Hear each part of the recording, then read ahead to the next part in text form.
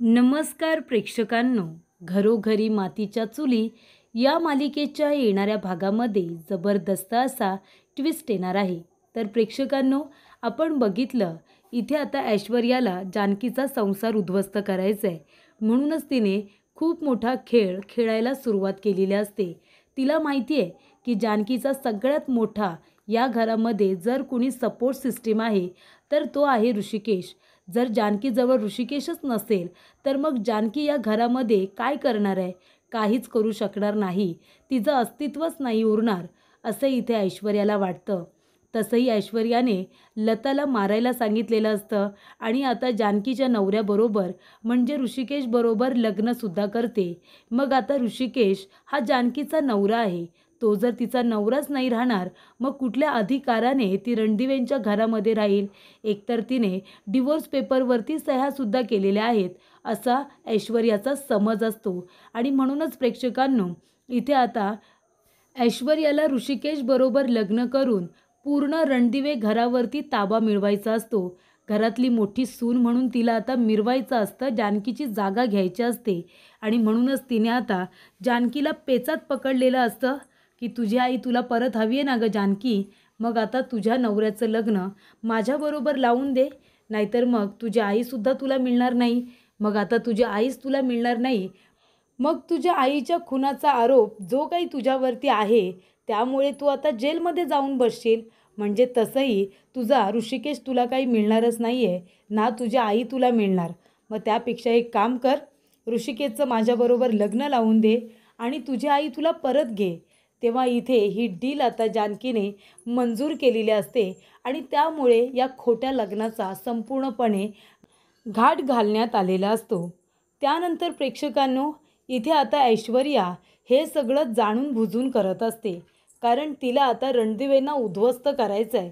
आणि जानकी हे सगळं करत असते आपल्या आईसाठी आणि त्याचबरोबर रणदिवे कुटुंब वाचवण्यासाठी ऐश्वर्याच्या तावडीतून.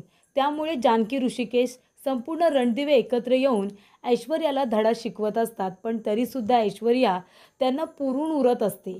त्यामुळे प्रेक्षकांनो, इथे आता हळदीचा कार्यक्रम व्यवस्थितरित्या पार पडलेला असतो, पण मेहंदीचा कार्यक्रम काही व्यवस्थित पार पडत नाही. ऐश्वर्याच्या हातावरती ऋषिकेशचं नाव लिहिलं जात नाही. तर प्रेक्षकांनो, मेहंदीच्या दिवशीच ऐश्वर्याची घरातून हकालपट्टी झालेली असते. तर प्रेक्षकांनो, येणाऱ्या भागामध्ये इथे आता नानासाहेबांनी येऊन ऐश्वर्याची रणदिवेंच्या घरामधून हकालपट्टी केलेली असते आणि त्याचबरोबर जानकी आणि ऋषिकेश या दोघांचा संसार नानासाहेबांनी वाचवलेला असतो. आणि त्याचबरोबर प्रेक्षकांनो, आत्तापर्यंत इथे ऐश्वर्याने ऋषिकेश आणि जानकी या दोघांनासुद्धा सावत्र सावत्र म्हणून खूप जास्त हिणवलेलं असतं. पण प्रेक्षकांनो, सावत्र आता जानकी नाही, सावत्र ऋषिकेश नाही, तर सावत्र आहे ती म्हणजे ऐश्वर्या. कारण का, जानकी ही सयाजी विखे पाटील याची मोठी मुलगी आहे. हे सत्य जेव्हा समोर येतं तेव्हा इथे आता लता आणि सयाजीची मुलगी जानकी आहे आणि त्याचबरोबर ऐश्वर्या ही सयाजीची दुसरी मुलगी आहे. त्यामुळे हे सत्य समोर येतं. म्हणूनच इथे आत्तापर्यंत ऐश्वर्या ज्या पद्धतीने ऋषिकेश आणि जानकीला सावत्र म्हणून हिणवत असते, त्याच ऐश्वर्याला आता इथे तिच्या कर्मांनी चांगला धडा शिकवलेला असतो. तिच्या कर्मांची तिला शिक्षाही मिळालेली असते. तर प्रेक्षकांनो, या सगळ्या गोष्टी कशा पद्धतीने घडतात ते आपण सविस्तरपणे बघूया. प्रेक्षकांनो, आपण बघितलं इथे आता जानकी ऋषिकेश यांना असं वाटत असतं की कदाचित मास्कमॅन हा सयाजी विखे पाटील आहे आणि जर सयाजी विखे पाटील नसेल तर त्याचा एखादा माणूस आहे जो ऐश्वर्याला मदत करतोय. म्हणून इथे ऐश्वर्या जेव्हा आपल्या वडिलांना भेटायला जाते तेव्हा तिथे जानकी, ऋषिकेश, सौमित्र आणि इन्स्पेक्टर पवार हे सुद्धा जातात.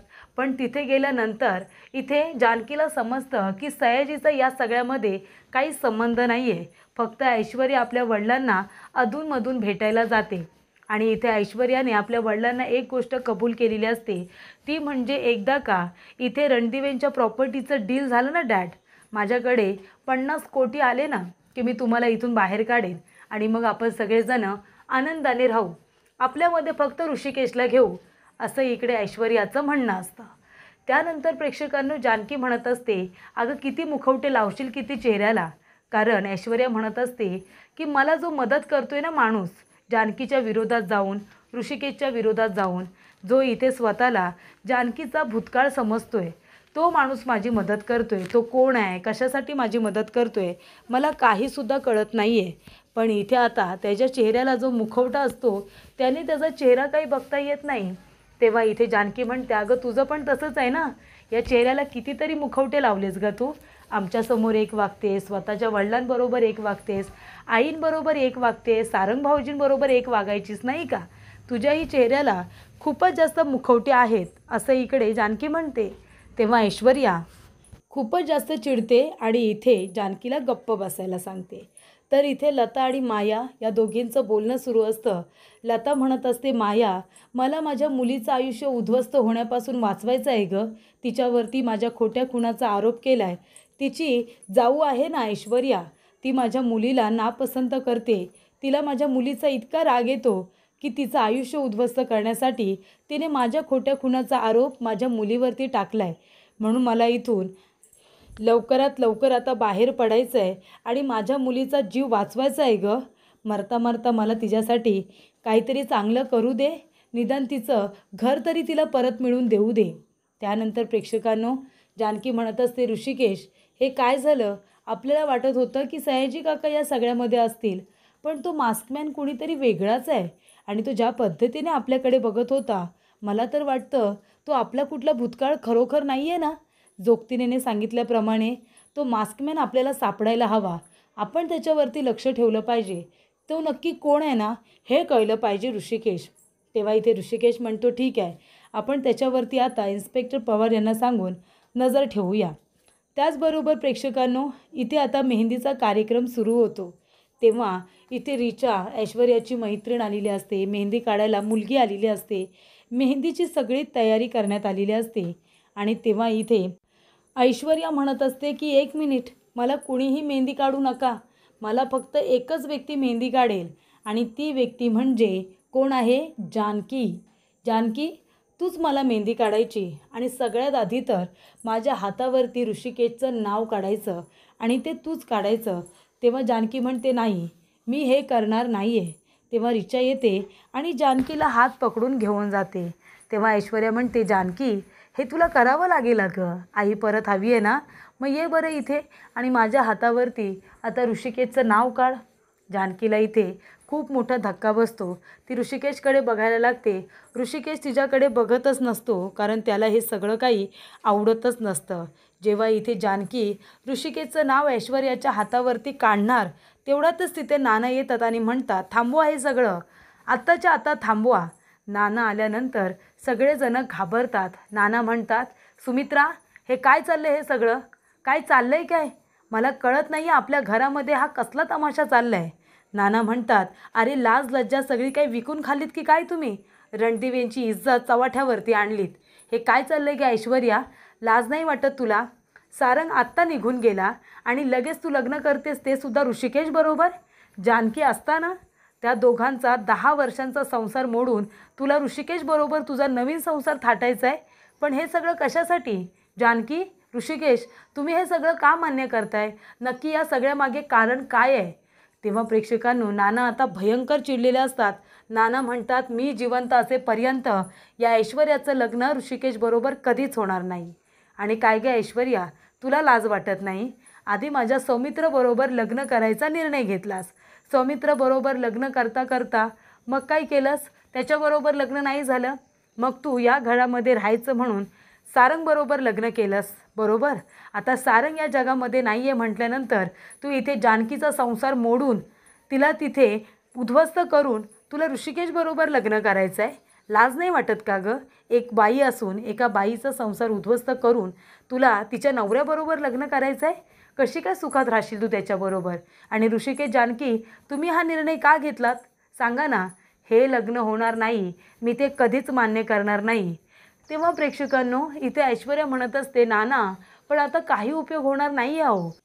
कारण कसं आहे, जानकीची आई अजून भेटलेली नाही आहे. त्याच्यानंतर मी पण प्रेग्नेंट आहे. माझ्या पोटात सारंगचं बाळ आहे ना. आणि इथे आता जानकीची आई भेटलीच नाही, याचा अर्थ जानकीवरती जो त्यांच्या खुनाचा आरोप आहे तो खरा सिद्ध होईल आणि मग जानकी जाईल ना जेलमध्ये. मग ऋषिकेश एकटेच राहतील ना. मग त्यांचीसुद्धा काळजी घ्यायला कोणीतरी हवं आहे, ओवीची काळजी घ्यायला कोणीतरी हवं आहे. मग मी आहे ना, मी सुद्धा एकटीच असते घरामध्ये. तेव्हा आम्ही जर दोघांनी लग्न केलं तर काय बिघडलं.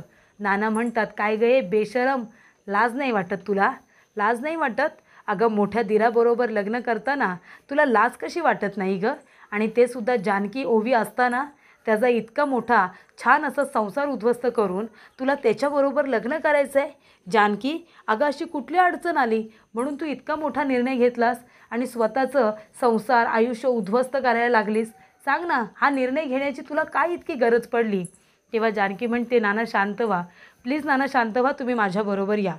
तेव्हा जानकी नानांना घेऊन आपल्या रूममध्ये येते आणि म्हणत असते की नाना, ऐश्वर्याच्या ताब्यात माझी आई आहे आणि ऐश्वर्या म्हणाली की जर ऋषिकेशबरोबर लग्न झालं तरच ती माझ्या आईला सोडेल. तेव्हा नाना म्हणतात, अगं जानकी, वेडी का खुळी तू? अगं तिच्याकडे जर तुझी आई असती तर तुला तिने एकदा तरी दाखवलं असतं, तिने तिला सोडलं असतं. आणि जर तुझी आई तिच्या ताब्यात आहे असं ती सांगते तर पोलीस नाही आहेत का? पोलीस कंप्लेंट कर. त्या ऐश्वर्याला इथे पोलिसांना चौकशीला घ्यायला सांग. तू तिला का घाबरतेस? आणि तुझ्या आईच्या जीवाला इतकाच धोका आहे, पण म्हणून काय तू स्वतःचं आयुष्य उद्ध्वस्त करशील? अगं ऐश्वर्याला पोलिसांना अरेस्ट करायला सांग ना, विचारून घ्यायला सांग की कुठे आहे म्हणून तिची आई. तेव्हा इथे जानकी म्हणत असते, नाना अहो पण तिने माझ्या आईला काही केलं तर? माझ्या आईच्या जीवाचं काही बरं वाईट झालं तर मी स्वतःला माफ नाही करू शकणार. तेव्हा इकडे नाना म्हणतात, अगं जानकी, तुझी आई आत्ता तुझ्या आयुष्यात आली आहे ना. तुझ्या आई जेवढी तुझ्या आयुष्यामध्ये नव्हती तेवढा ऋषिकेश होता आणि तुझ्या आईसाठी तुझा जीव तळमळतोय, ठीक आहे, पण म्हणून तुझा नवरा त्या ऐश्वर्याला द्यायला निघालीस? हे तू खूप चुकीचं करतेस अगं जानकी. जानकी, अगं त्या ऐश्वर्याने तुझ्याकडून डिवोर्स पेपरवरती सह्या घेतल्या आणि तू सुद्धा त्या सह्या केल्यास. आणि जर तिने लग्न करून तुझी आई तुला परत दिलीच नाही, तुझी आई तिच्याकडे नसेलच, मग काय करणार आहेस तू? सांग मला, काय करशील? काय पोलिसांचीच मदत घेशील ना? मग जर तुला माहिती आहे ऐश्वर्याने उघडपणे धमकी दिली आहे तर सांग ना पोलिसांना. आणि तेव्हा प्रेक्षकांनो नाना म्हणतात की नाही, हे लग्न होणार नाही आहे. आणि इथे नाना आता स्वतः इन्स्पेक्टर पवार यांना फोन करतात आणि म्हणतात, आत्ताच्या आत्ता घरी या. आणि नाना म्हणत असतात की जा जानकी, ऐश्वर्याला घ्या आणि इकडे ये. तेव्हा जानकी ऐश्वर्याचा हात पकडून घेऊन येते आणि नाना म्हणतात की हे बघा इन्स्पेक्टर साहेब, या ऐश्वर्याने जानकीला धमकी दिली आहे की तिची आई तिच्या ताब्यात आहे आणि जर तिची आई तिला परत हवी असेल तर तिला ऋषिकेशबरोबर लग्न करायचं आहे.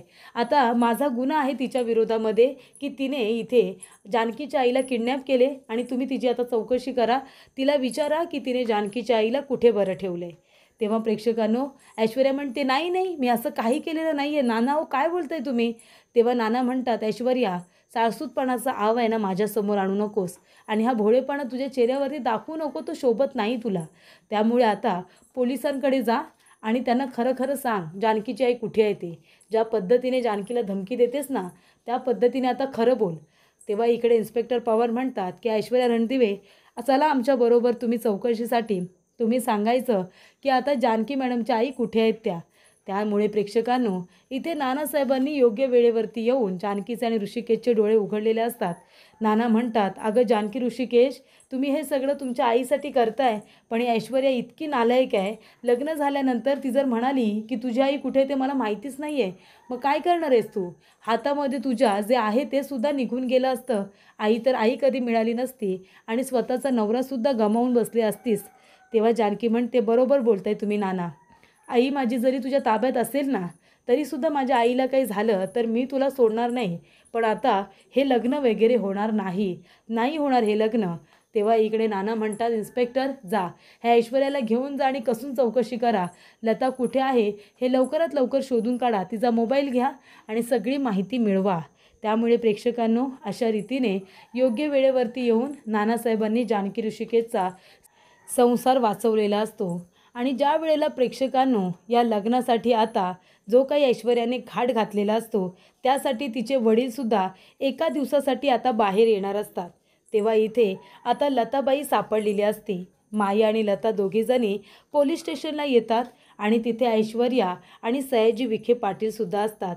आणि तेव्हा सयाजी विखे पाटीलला बघितल्यानंतर लताने 30 वर्षापूर्वीचा खुलासा केलेला असतो आणि तिने सांगितलेलं असतं की जानकी, मला फसवणारा व्यक्ती दुसरा तिसरा कोणी नसून हा व्यक्ती आहे सयाजी विखे पाटील.